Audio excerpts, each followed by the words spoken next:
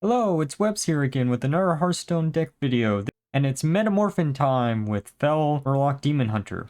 Demon Hunter got access to a bunch of new Fel spells and Fel supporting cards such as Jace and Metamorfin, which were the two cards that inspired the entire deck. The deck relies on the Murlocs to generate a early game presence in order to swarm the opponent and chip away at their HP bit by bit, while then having a big finishing turn using Jace as he duplicates all your Fel spells that you cast in the deck.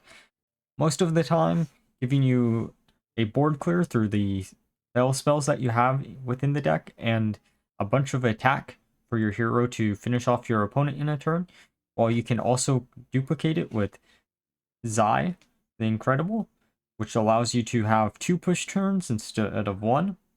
For Mulligans, you usually want to keep some type of Fel spell in your hand, along with Metamorphin, so you have a really powerful 1-drop card on like turn 2 or 3.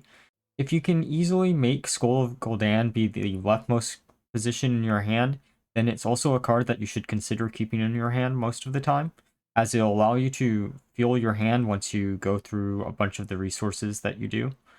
You don't worry too much about running out of resources, as you want to play as many Fel spells as you humanly can before you play Jace. That's giving you a bigger push turn. Now, with that being said, let's get into the games. Alright, it's time for game 1 against Mage.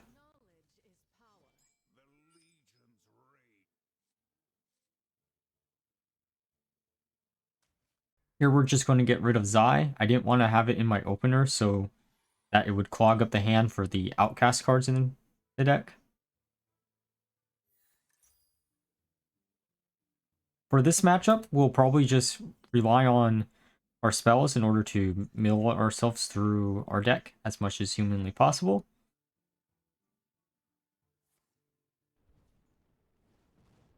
And their questline mage, which makes sense. By relying on our spells, however, we're able to prevent them from progressing their quest at all.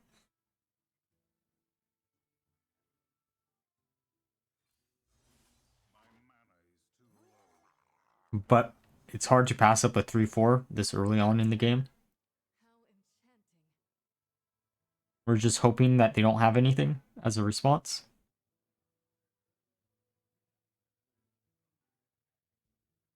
And sadly, they do. They're actually wasting quite a bit of resources just to kill that minion.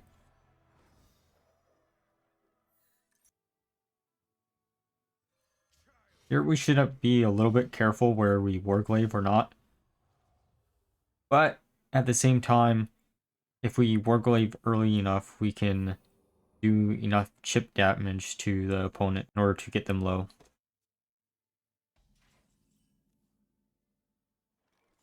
The Fel Gorger is what we're going to play here. And we draw into a Fel Barrage, which is great. It's a free 4 damage.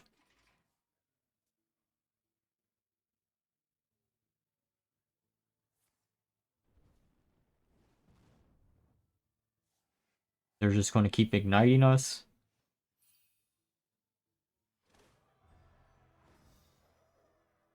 They're getting dangerously close to completing their quest. This turn we can actually coin out our Skull of Gul'dan, and that's probably what I'm going to do here, actually.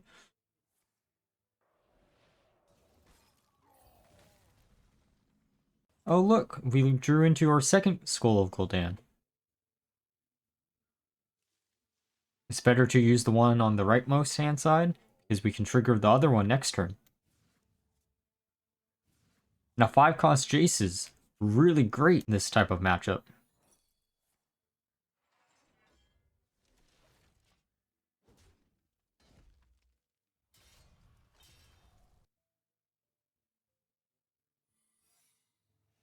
Now the question is, can they complete their quest this turn or not?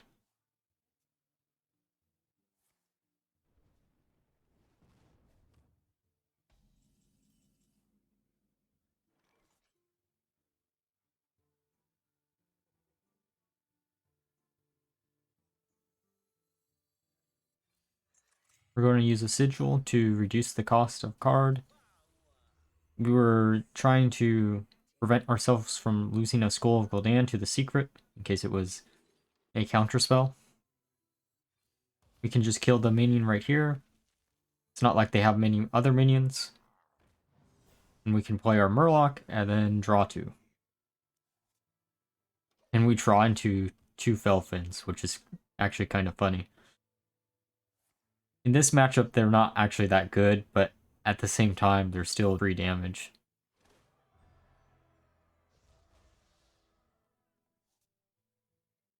So they're going to get their quest reward. So we'll want to kill the 7/7 as quickly as possible.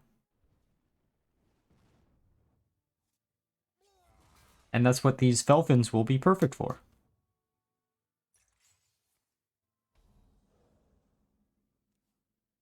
Alright, a Felgorger. Not bad. Gonna Immolate Aura and then go for face. And then play the 2 Fins. So we can kill our opponent's minion. And then we're going to give them a card, which isn't the best thing to do in the world, but it's not the worst. It feels our hand more than it feels their hand. Though I am getting kind of worried with the amount of ignites that they have in their deck and how high they're going to be scaling up. They play another secret.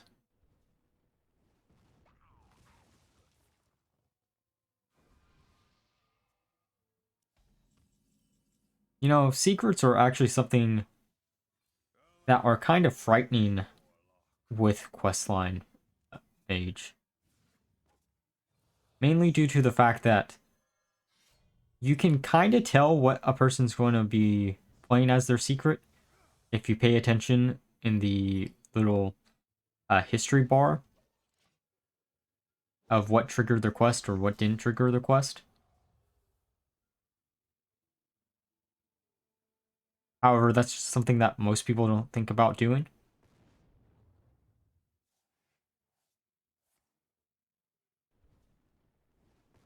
You just gotta keep getting extremely lucky with surviving another turn. There's been games where I'm like, we should survive this. And then all of a sudden, they just pull out a shit ton of damage, and I lose. Here I'm trying to think of what I want to do. I think I end up using Zai to duplicate the Chaos Strike, or not.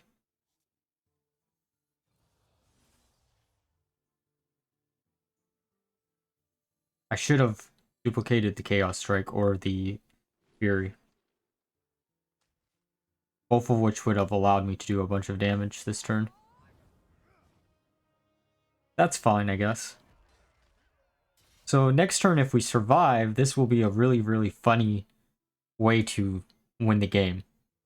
We'll get not only 1 Jace, but 2 Jaces for the price of 1.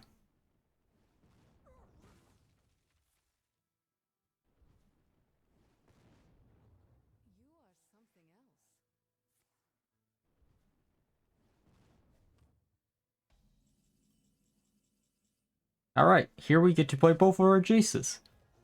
Now, we actually probably only needed 1 Jace here, but it's way more funny to play both of them, since it shows like the most high rolly position that you can be in within this build of the deck.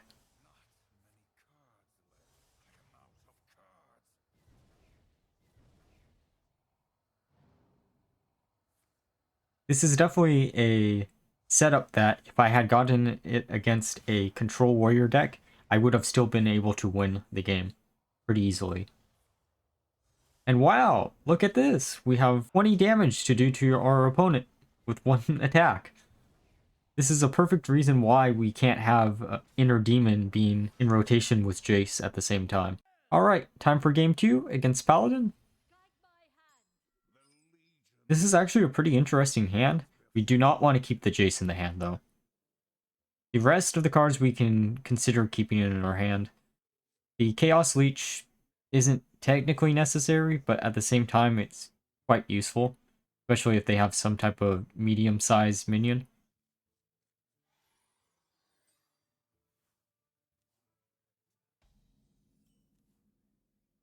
Oh look, we drew into Metamorfin.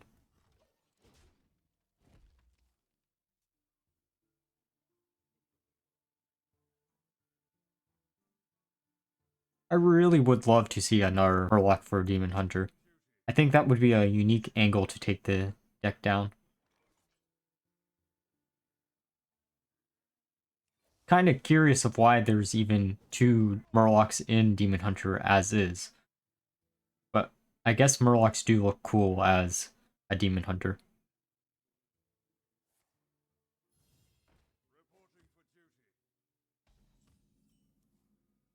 Who knows, maybe we'll get another one in the mini set. It isn't like Demon Hunter has any relation to anything that it could use in the mini set anyways.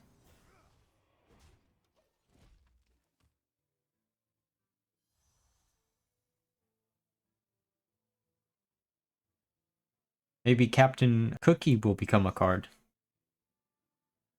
Or Chef Cookie, depending on which variant of Dead Mines, if they do Dead Mines, it would be. We're going to get out a bunch of minions here, which is fine.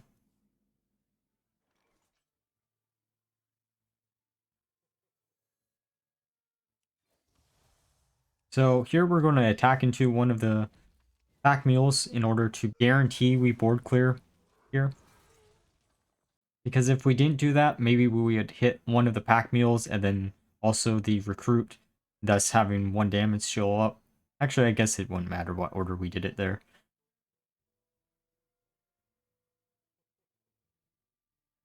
Our hand's not looking too bad, though.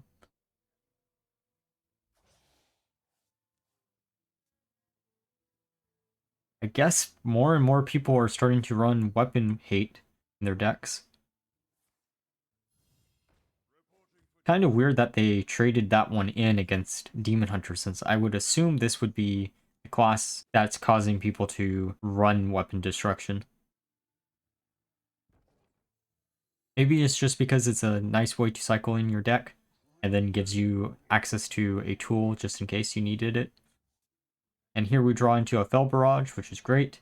I should have used the hero power first, though, and then just did 4 damage to the opponent's face. But oh well.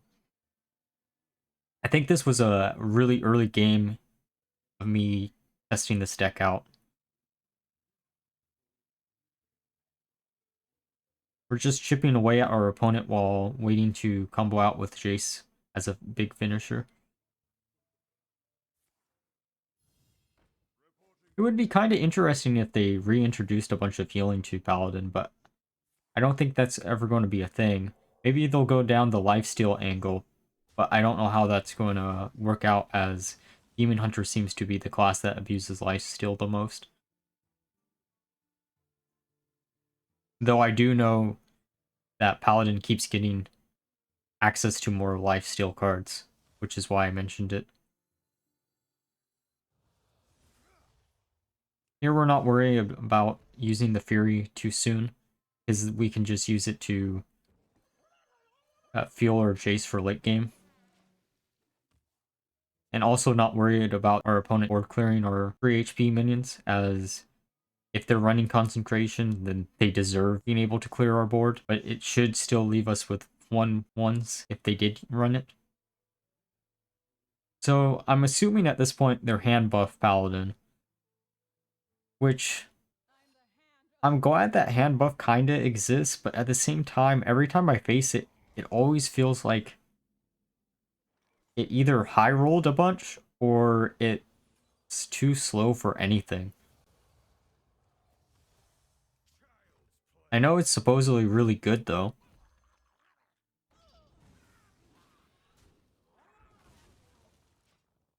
Better play there would have probably been to play the Immolation Aura. But I don't know what cards that they're running in the deck, so thus I wanted to keep it for later. But if they hand buff themselves enough, Immolation Aura will be dead anyways. I did in early testing try to use Chaos Nova, and they use Mutanus while we have no minions in our hand, which is great. So we're just going to coin out our Skull. We didn't really need to use the coin, but we needed it to trigger the cast of the card. And we drew into Jace, which is great. If only they had played the Mutanus one turn later. And we'll kill theirs. And play the Felgorger. And getting another Immolation Aura.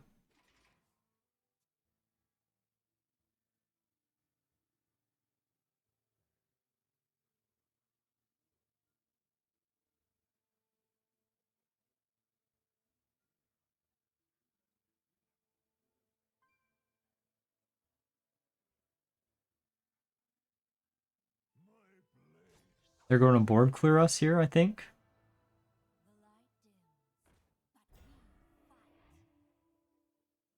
But we should be able to board clear them the next turn.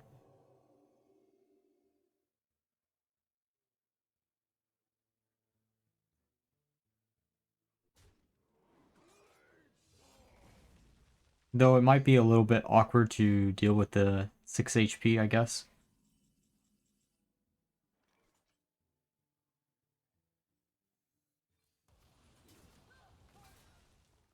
So here we have a few options.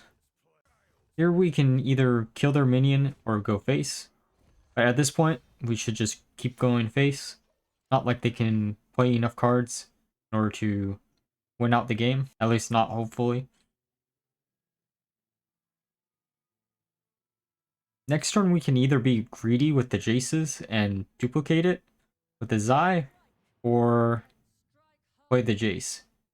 But the safer action here is going to be play the Jace. Because if we don't play the Jace, we're just dead to the Battleground Battlemaster. Though playing the Immolation Aura first allows us to actually board clear their entire board.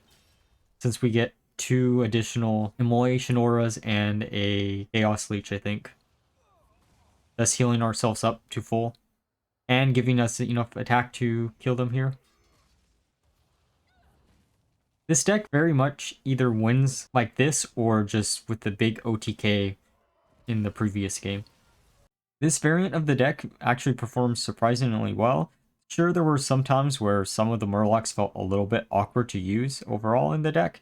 However, they generated a nice support engine for the fail spells within the deck, so you could easily survive until you could play out Jace, as most of the time you would have at least 1 or 2 Murlocs that you could just give them rush and then rush into your opponent's minions, thus allowing them to either be a control tool or the ability to chip away at your opponent's HP. I tried a multitude of different types of strategies. I tried to include the quest at first because I figured, oh hey, the quest would discount a bunch of the fel spells and Jace, thus giving me easier access to including Jace in the deck. However, I ended up cutting the quest support because it made the deck way too crowded. You needed to run some type of lifesteal in order to survive so you can play Jace, and you also needed to play enough removal to survive also to play Jace. Thus, the quest was the weakest link, and I decided to stick with the Murlocs, as I thought it would be a unique twist on Fel Demon Hunter as is. And I had quite a bit of fun playtesting the deck. Some of the weird choices I made within the deck is to include Prize Vendor, just because I wanted to refill my hand a bit quicker. And it was really the best Murloc. I tried other Murlocs in this position, such as the one that gains +1/+1 whenever you have an Murloc, but most of the time it was dead since you're not running a large amount of Murlocs, for its battle cry at least. And I also try to use the one that has the Death Rattle, and because it was a 4-cost card, didn't honestly fit that well in the deck. The curve for this deck is actually pretty low besides Jace, as you can discount most of the cards in the deck through Skull of Gul'dan or a Lucky Sigil, both of which allow you to refill your hand quickly. There's also a lot of removal tools within the deck, such as Fel Barrage if you really need to use it early game, or Immolation Aura, which will just board clear your opponent, especially if they're an aggro deck. Chaos Leech was really devastating most of the time because of the fact that it did 5 damage to a minion and there's not many big minions being played.